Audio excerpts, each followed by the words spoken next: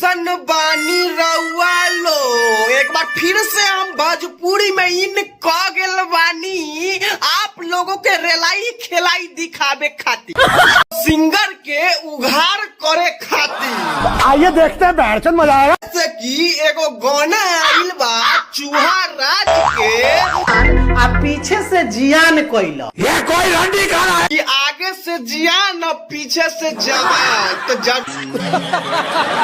जरूरी ना बा ये सब जानल कि कैसे जियान और जवान होला।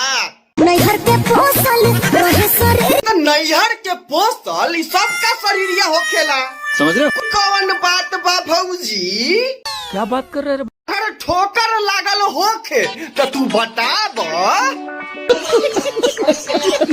कोई के बनास लगे खइले बड़ो किरी। भौजी अब ये तरे तू अपना मांस पर चांस दे बहू, वही बतावा क्या खोल के ओमे सलाई के तिल्ली जला के डाल दी। अबे मुझे क्या पता। आगे आगे राजा जी जवान कोइनी। हाँ, हम कोनो आनर न हई, समझ रहे हो? हमरो लौकता कि तोहर दुनू बैलून बड़ा से बाहर आ रहल बा। ई बात बताबा भौजी, ई तोरा कराही में पूरी कौन छानता? कराही के पूरी के मजा कौन लेता? पीछे पीछे रहुआ जियान कोइनी। निर्दयी बा तोहरी घोड़ परास राजा।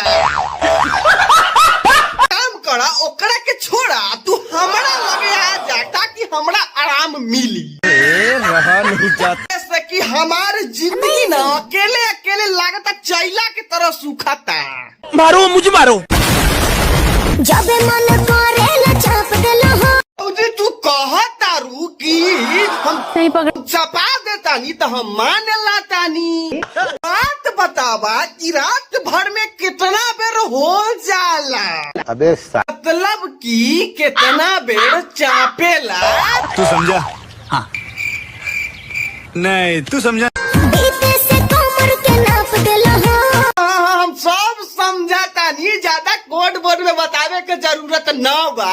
कौन है ये लोग? और भी आप लोगन के वीडियो कैसा लागल, लाइक सब्सक्राइब फटाफट कर दी बिना कुछ